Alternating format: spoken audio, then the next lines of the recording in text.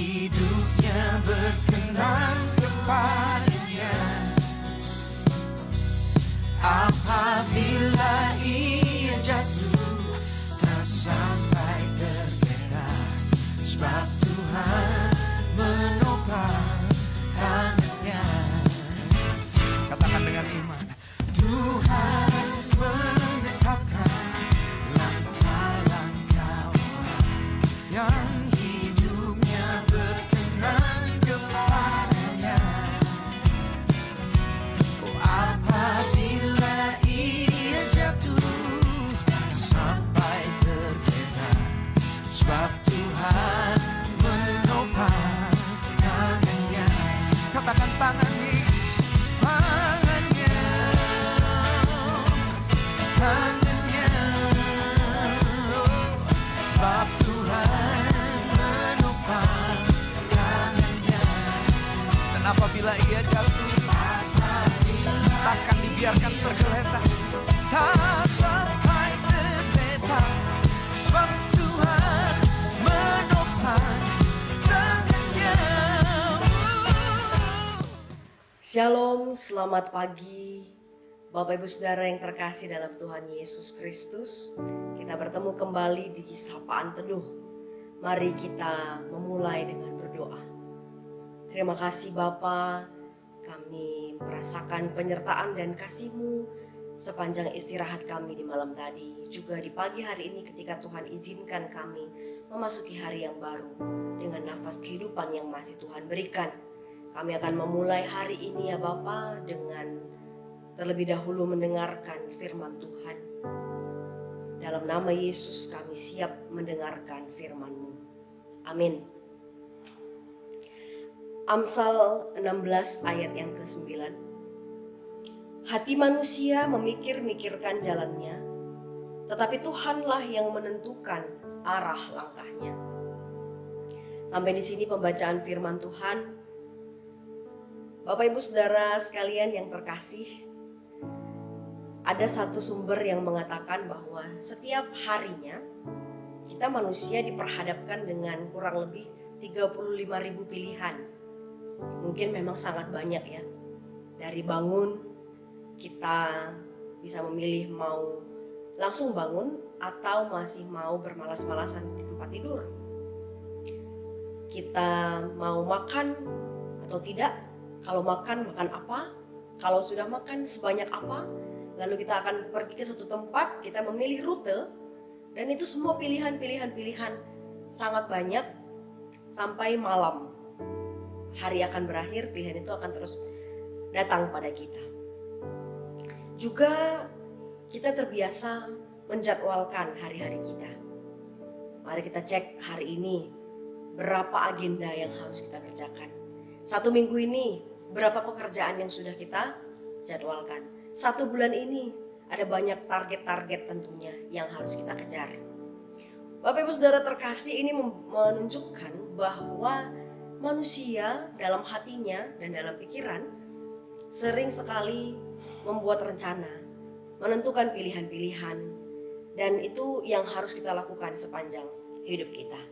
Tapi firman Tuhan hari ini dengan tegas mengingatkan kita bahwa sepintar, sehebat, dan sedetail apapun kita dalam merancang hari-hari kita, merancang segala yang perlu kita kerjakan, kita tidak akan pernah bisa mendahului kehendak Tuhan. Ya, karena paling tidak ada 3 hal yang bisa kita renungkan dari sini. Yang pertama adalah sikap hati kita.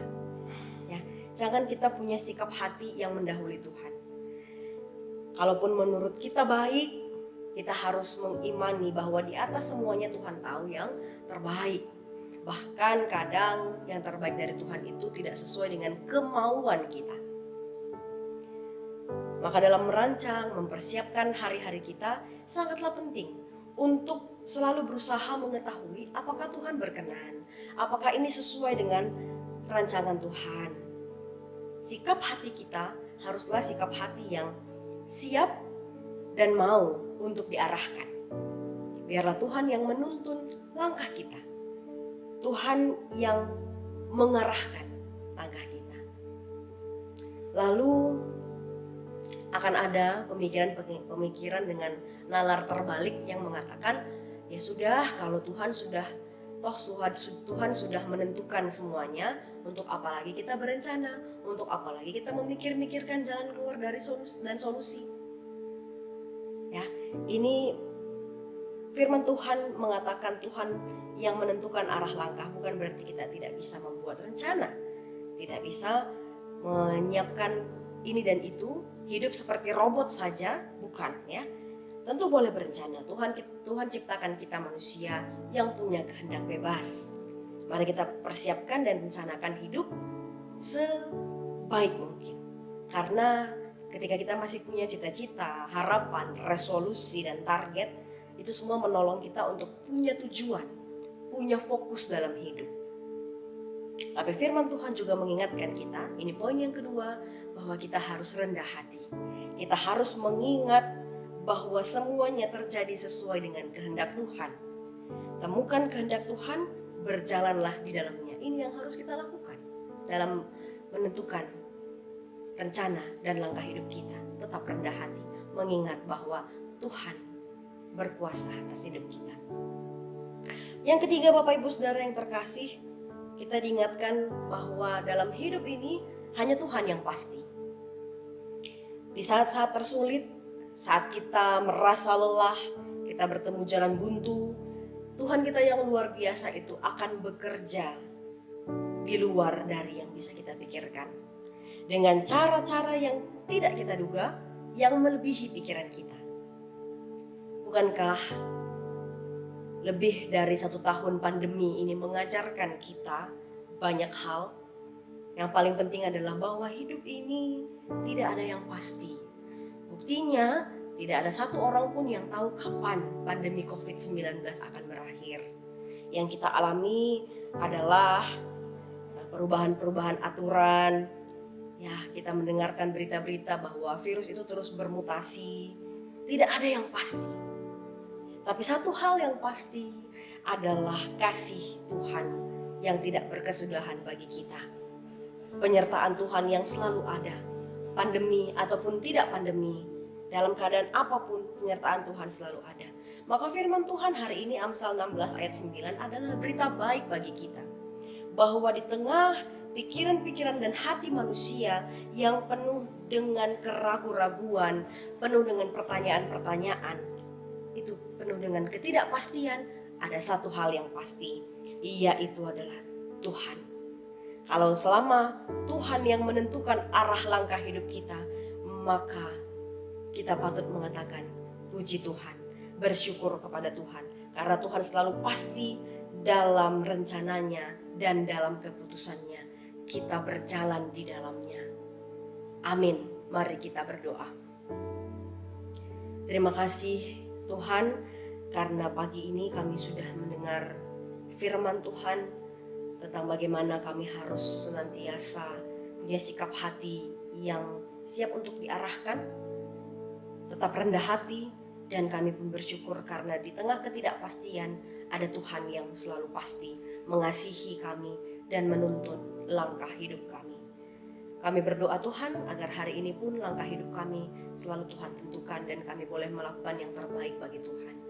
Kami bersahati pagi ini mendoakan Rumbun Bogor dan Perpulungan Sukabumi. Biarlah Tuhan yang terus memberkati jemaat Tuhan yang ada di Rumbun Bogor dan di Perpulungan Sukabumi. Tuhan berkati dalam setiap pergumulannya, Engkau berikan jalan keluar. Tuhan yang berikan kesehatan. Juga kami berdoa bagi pendeta kami dan keluarga, juga pertua diaken kami keluar bersama dengan keluarga. Tuhan yang senantiasa berikan kemampuan untuk melayani Tuhan dengan sepenuh hati. Tuhan yang berikan apa yang mereka perlukan, cukupkan kebutuhannya, dan kiranya Tuhan melalui kehidupan jemaat Tuhan dan hamba Tuhan di Rumbun Bogor dan di Perpulungan Sukabumi, nama Tuhan boleh dipermuliakan. Kami siap untuk memulai hari ini bersamamu Tuhan. Kami serahkan kehidupan kami hanya dalam tangan pengasihan Tuhan saja. Dalam nama Yesus kami berdoa. Amin.